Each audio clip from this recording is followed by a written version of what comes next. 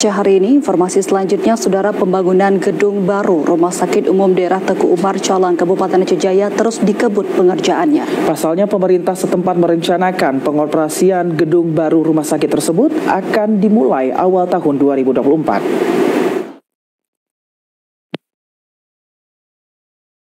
Dalam upaya memberikan pelayanan kesehatan yang lebih baik bagi masyarakat di Kabupaten Aceh Jaya, pemerintah setempat terus memacu pembangunan Rumah Sakit Umum Daerah Teguh Umar Calang.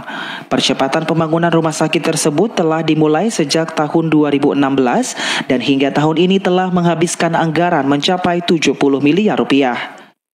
Pemerintah merencanakan pengoperasian gedung baru tersebut untuk pelayanan kesehatan akan dimulai awal tahun 2024. Hal itu mengingat ruang inap yang ada di rumah sakit lama sudah sangat padat, sehingga pemerintah setempat terus berusaha semaksimal mungkin agar gedung baru dapat segera difungsikan. Adapun untuk mempercepat pembangunan, pemerintah Aceh Jaya juga telah menyiapkan anggaran tambahan sebesar 6 miliar rupiah.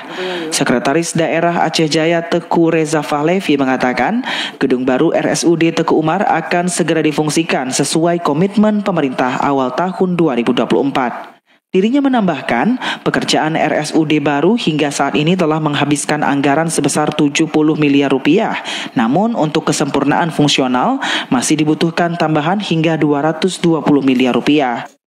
Untuk Rumah Sakit Teguh Umar, gedung baru, insya Allah sesuai arahan Bapak PJ di akhir Desember atau pertengahan Desember akan di-launching. Untuk fungsionalnya ya langsung difungsionalkan. Nah, untuk kesempurnaan Pemda Aceh Jaya berkomitmen dan sudah menganggarkan anggaran sebesar 6 miliar di gedung A itu fungsional atas bawah.